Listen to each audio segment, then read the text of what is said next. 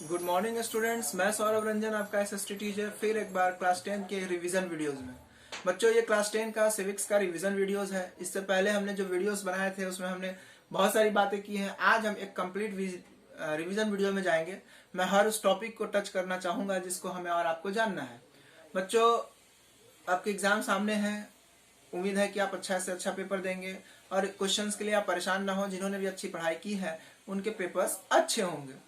अब हम बात करते हैं अपने पहले चैप्टर का, जिसका नाम है पावर शेयरिंग। पावर शेयरिंग जब हम पढ़ रहे थे बच्चों, इसका क्लियर कॉन्सेप्ट है पावर शेयर, यानी कि जो पावर है उसको अलग अलग लेवल पे शेयर किया जाए। और इसमें हमने 3 लेवल पढ़ा था या जाना है, इसकी बात हम करेंगे। लेकिन सबसे पहले इस चैप्टर को शुरू करते हैं। हमारे सामने जो कहानी आती है वो इथनिक ग्रुप ऑफ बेल्जियम की आती है। बेल्जियम की कहानी जहाँ दो तरह के बहुत थे, डच स्पीकिंग और फ्रेंच स्पीकिंग। डच स्पीकिंग 59% थे और फ्रेंच स्पीकिंग जो है 40% थे। अब ये जो हमारे डच स्पीकिंग लोग थे वो फ्लेमिश रीजन में रहते थे। ये लोग जो है फ्लेमिश रीजन पे रहते थे। और जो फ्रेंच स्पीकिंग लोग थे वो वोलोनिया रीजन में रहते थे। तो आपसे सवाल पूछा जा सकता है कि हु आर द पीपुल्स या where the people that lives in Wallonia region. तो वोलोनिया रीजन में कौन रहते थे? तो फ्रेंच स्पीकिंग। इस तरह के सवाल हो सकते हैं। अब हमारा जो है फ्रेंच स्पीकिंग डच स्पीकिंग के बाद 1% ऐसे लोग भी थे जो जर्मन स्पीकिंग थे। और कुछ ऐसे लोग थे जो मिक्स थे वो ब्रुसेल्स में रहते थे। तो ब्रुसेल्स में जो लोग रहते थे उसमें से ज्यादातर 80% लोग फ्रेंच बोलते थे और बाकी डच बोलते थे। तो एक का जो कॉम्पोजिशन था, जो इथनिक कॉम्पोजिशन तो बड़ा जटिल था। पूरे राज्य में, पूरे देश में डच बोलने वाले लोग ज्यादा थे, लेकिन अगर कैपिटल में देखें तो फ्रेंच बोलने वाला ज्यादा थे। तो ऐसे सिचुएशन में उन लोगों ने एक बीच का रास्ता निकाला। उन्होंने फ्रेंच को पूरे देश में सम्मान दिया, बदले में फ्रेंच बोलने वाले लोगों ने जो है उनको कैपिटल में सम्मान दिया। इस तरह से पूरा देश व्यवस्थित चला और आज ये दुनिया का सबसे बेस्ट एग्जाम्पल है। यह दुनिया का सबसे बेस्ट देश है और यहाँ हर कोई रहना चाहता है। यूनाइटेड नेशन के न जाने कितने हेडक्वार्टर इस कंट्री में है। इसके ठीक उलट हम चले इथनिक कॉम्पोजिशन ऑफ श्रीलंका, तो यहाँ 2 देश हैं। श्रीलंका एक देश है जहाँ 2 लोग हैं, एक सिंहाला स्पीकिंग, दूसरा तमिल स्पीकिंग और तीसरा मिक्स। तो जो सिंहाला स्पीकिंग लोग हैं वो बुद्धिस्ट हैं, वो जो है क्रिश्चियंस हैं। जो तमिल स्पीकिंग है वो इंडियन तमिल है और कुछ वहाँ के खास तमिल है जो कि श्रीलंका के ही हैं।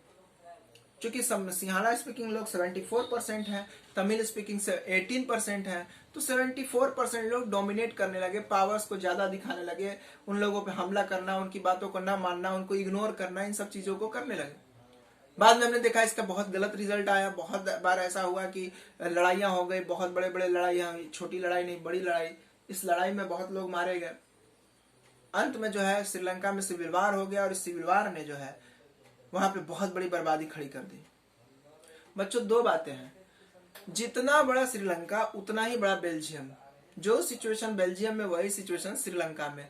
यहाँ भी लैंग्वेज की लड़ाई, वहां भी लैंग्वेज की लड़ाई। बेल्जियम ने अपने आप को संभाल लिया, लोगों के बीच में पावर को डिवाइड कर दिया, लोगों को एक रिस्पेक्ट करना शुरू कर दिया। बेल्जियम दुनिया का बढ़िया देश बन गया। और अगर हम बात करें इथनिक कंपोजिशन जो हमारा श्रीलंका का है, वहां क्या हुआ? बौद्धिस्ट सबसे ज्यादा, इन्होंने इग्नोर करना शुरू कर दिया, तमिलों को दबाना शुरू कर दिया। एक दिन ये दबाना, ये जो है ब्लास्ट हुआ और ये ब्लास्ट इतना बड़ा हुआ कि इस ब्लास्ट के चक्कर में जो है पूरा का पूरा कंट्री बर्बाद हो गया।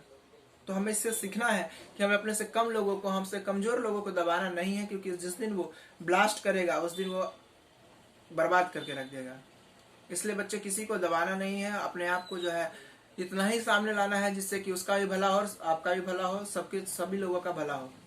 कभी भी आपके आस पड़ोस में कोई मोहल्ला ऐसा होता है जहां हम रहते हैं और किसी खास एक वर्ग का बहुत ज्यादा वहां पे जो घर है और जिसका नहीं है, जिसका कम है, उसको हम लोग जो प्रताड़ित करते हैं, तो ये गलत बात है। हमें ये सीखना चाहिए। ये जो चैप्टर हम पढ़ रहे हैं ये सिर्फ पढ़ने के लिए नहीं है, इसको आप अपने लाइफ में उतारिए। खैर, इसके बाद हम चलते हैं वहां पे जो लोग थे जो वहां रहते थे उन्होंने क्या किया, किस तरह से किया। तो आप देखेंगे कि सिंहाला स्पीकिंग लोग जो थे उन्होंने धीरे धीरे जहाँ बौद्धों के जो मंदिर थे, बौद्ध धर्म को मानने वाले मंदिरों को उन्होंने रीऑर्गेनाइज करना शुरू कर दिया। उन लोगों को जो है बहुत मान मर्यादा देना शुरू कर दिया। रिजर्वेशंस तमिल स्पीकिंग लोगों को इग्नोर करना शुरू कर दिया। सिंहाला स्पीकिंग लोगों को जो है रिजर्वेशन देना शुरू कर दिया, जॉब में प्रायोरिटी मिलने लगी, और इसी बीच वहां पे एक नए कंट्री की डिमांड हुई, वहां पे सेपरेट तमिल कंट्री की डिमांड हो गई, और इस डिमांड को उन्होंने इग्नोर किया, और बाद में जो है वहां पे एक बहुत बड़ा सिविल वार हुआ। अब जो है पावर शेयरिंग जो है उसको होना चाहिए। पावर शेयरिंग जो है कहीं भी कॉन्फ्लिक्ट को अवॉइड करता है। दो लोगों के बीच में अगर कोई कॉन्फ्लिक्ट है तो उस कॉन्फ्लिक्ट को खत्म करता है, उन लोगों के बीच में जो कॉन्फ्लिक्ट है उसको कम करता है, और इसीलिए हमें जो है पावर शेयरिंग करना चाहिए। और ये दो तरह से हो सकता है, एक प्रूडेंशियल रीजन, दूसरा इसके मोरल रीजन है। पावर शेयरिंग करने के पीछे दो रीजन है, एक प्रूडेंशियल रीजन, दूसरा मोरल रीजन। प्रूडेंशियल में जाए तो पहली बात आती है अवॉइड कॉन्फ्लिक्ट, कि भाई कॉन्फ्लिक्ट विवाद खत्म हो जाए।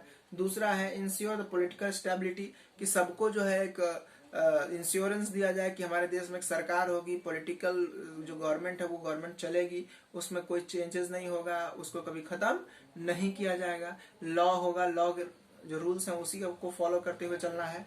और नेक्स्ट हमारा है majority can not rule over minority, कि बहुत सारे जो मेजोरिटी है वो कहीं से भी माइनॉरिटी को दबाए नहीं, उनके ऊपर जो है जाति ना करे, उनको जो है गलत न ठहराए। अब हमारा आता है मोरल रीजन, तो spirit of democracy. Moral reason में पहली बात आती है कि भाई डेमोक्रेसी की भावना फैलती है, और दूसरा है इंश्योर द लेजिमेट गवर्नमेंट, की जो हमारी जो गवर्नमेंट है वो लेजिमेट हो, रिस्पॉन्सिबल हो, इन चीजों को भी जो है वो दिखाता है। तो दो रीजन है, प्रूडेंशियल रीजन और मोरल रीजन। अब फॉर्म पावर शेयरिंग, की भाई पावर शेयरिंग किस तरह से होता है, तो ये हॉरिजेंटल, वर्टिकल, सोशल ग्रुप और पॉलिटिकल पार्टीज या प्रेशर ग्रुप। तो हॉरिजेंटल पावर शेयरिंग पर समझते हैं। हॉरिजेंटल पावर शेयरिंग में तीन बातें आती हैं, एक लेजिस्लेचर, दूसरा है जुडिशियरी, तीसरा एग्जीक्यूटिव। और वर्टिकल में आता है यूनियन गवर्नमेंट, उसके बाद हमारा स्टेट गवर्नमेंट, और तब आता हमारा लोकल गवर्नमेंट। वर्टिकल, हॉरिजेंटल बराबर, हॉरिजेंटल बराबर, तो ये तीनों बराबर है, चाहे वो लेजिस्लेटिव हो, एग्जीक्यूटिव हो, जुडिशियरी है, तीनों मिलकर काम करते हैं। लेकिन हमारा जो वर्टिकल है उसमें क्या है कि एक के नीचे दूसरा, दूसरे के नीचे तीसरा, यानी सेंट्रल गवर्नमेंट जो है वो सबसे पावरफुल, उसके बाद स्टेट गवर्नमेंट और उसके नीचे पंचायत। अब हमारा प्रेशर ग्रुप है। प्रेशर ग्रुप क्या है? Pressure groups is a combination of peoples parties that are doing a social welfare, that are committed to do something better for the society और फॉर द कंट्री।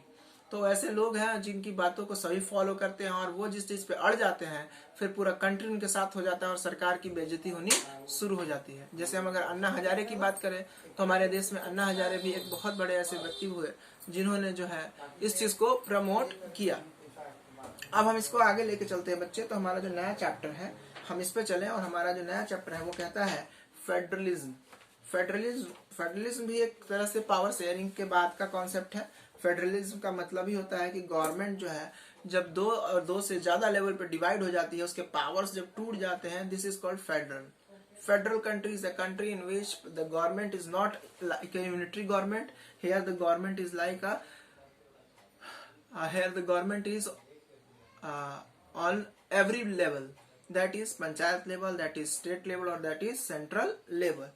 तो जो हमारा federal या government है इसके ठीक उलट एक यूनिटरी गवर्नमेंट होता है, जहां सेंट्रलाइज एक ही आदमी के पास जो है पावर होता है, डिवीजन ऑफ पावर नहीं होता है। चाइना एक कंट्री है जहां सी जिनपिंग जो उसके राष्ट्रपति हैं वही पूरे कंट्री को कंट्रोल करते हैं, और एक इंडिया है जहां इतने बड़े देश के नेता नरेंद्र मोदी सिर्फ अपने एमपीज और कंट्री को कंट्रोल करते हैं। स्टेट पे उनका कोई दबदबा नहीं, पंचायतों पे उनका कोई दबदबा नहीं है।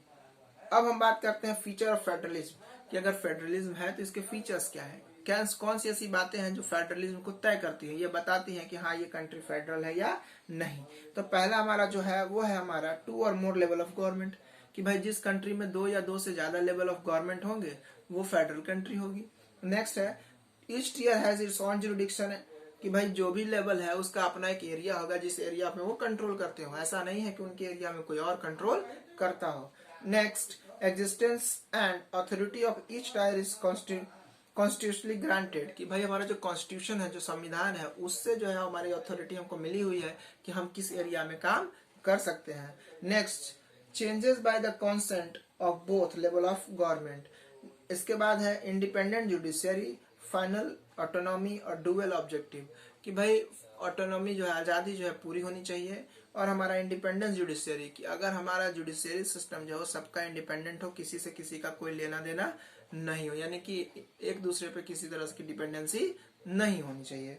नेक्स्ट है हमारा टू रूट्स ऑफ फेडरलिज्म। अब फेडरलिज्म दो तरह के होते हैं, एक कमिंग टुगेदर, दूसरा holding together. Coming together, coming coming का मतलब अलग अलग देश जब एक साथ आके कंबाइंड होते हैं। होल्डिंग टुगेदर, एक कंट्री को डिवाइड कर देने से, एक कंट्री है उसको अलग अलग पार्ट में डिवाइड कर देना होल्डिंग टुगेदर है। जैसे इंडिया एक बहुत बड़ी कंट्री है और इसको एक अच्छे कंट्री की तरह कंट्रोल करने के लिए इसको हम 28 पार्ट में डिवाइड करते हैं जो कि इसके स्टेट्स हैं। तो जब हम एक बड़ी कंट्री को डिवाइड कर देते हैं छोटे छोटे पार्ट्स में जिससे उसको स्मूथली रन करें, this is called holding together. India is the example of holding together. But अगर बहुत सारी कंट्री हैं जो छोटी छोटी हैं और वो आपस में आकर अपना एक नाम बना लेती हैं, आपस में आकर ग्रुप बना लेती हैं, that is called coming together.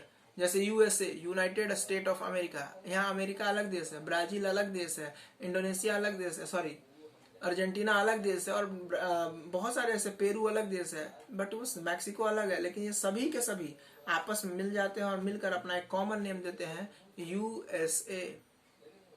तो बच्चे ये है हमारा कमिंग टुगेदर कि भाई अलग अलग कंट्री आएंगे और अपने आप को एक नाम से बताएंगे।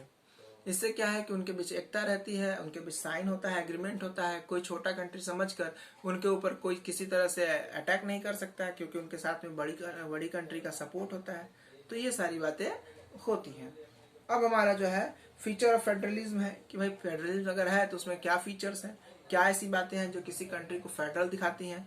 तो पहला है यूनियन लिस्ट, स्टेट लिस्ट और कॉन्करेंट लिस्ट। उसके यहाँ जो है 3 तरह की लिस्ट होंगी, यूनियन लिस्ट, स्टेट लिस्ट और कॉन्करेंट लिस्ट, और लास्ट में होता है रेसिड्यूरी लिस्ट।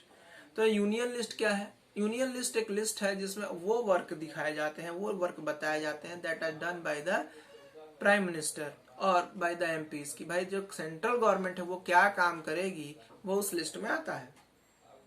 स्टेट लिस्ट वो लिस्ट है जिसको करने का राइट जो है सिर्फ स्टेट के पास है। और लास्ट हमारा आता है कॉन्करेंट लिस्ट, एक मिक्स लिस्ट। इस मिक्स लिस्ट में वो सारे वर्क आते हैं जिसमें दोनों की सहभागिता, चाहे वो हमारा सेंट्रल लेवल हो चाहे हमारा स्टेट, दोनों के दोनों उसको मिलकर करते हैं। और इसके बाद हमारा आता है रेसिड्यूरी, कि अचानक कोई नया चीज आ जाए, अचानक ऐसी कोई चीज आ जाए जिसके बारे में नहीं पता, तो वो लिस्ट जो है रेसिड्यूरी लिस्ट में जाती है और उसको जो है कंट्रोल हमारे लोग करते हैं, हमारा देश करता है। और उस समय वो सभी चीजें जो है यूनियन लेवल को दे दी जाती है, यूनियन लेवल ही उनको कंट्रोल करता है। अब लास्ट हमारा जो टॉपिक है वो ये है कि भाई judiciary, concurrent list, state list, ये सब यूनियन लिस्ट ये कैसे आते हैं, क्या आते हैं। तो ये अभी मैंने आपको बताया है, ये शॉर्ट वीडियोस है, इसमें मैं बहुत नहीं कह सकता। आप बस रिवीजन लीजिए, आपको पूछे जा सकते हैं, कोई वर्क बताया जाएगा और उस वर्क में बता दिया जाएगा कि आप जो है कितने कौन सा एक वर्क दिया जाएगा, पूछा जाएगा कि किस लिस्ट का है, किस लिस्ट का है, और आपको जो है उसका आंसर करना है। ठीक है बच्चों, अब मुझे लगता है कि आपके लिए ये पर्याप्त है। आप वीडियोस को देखें और रिवीजन करें। All the best for your examination.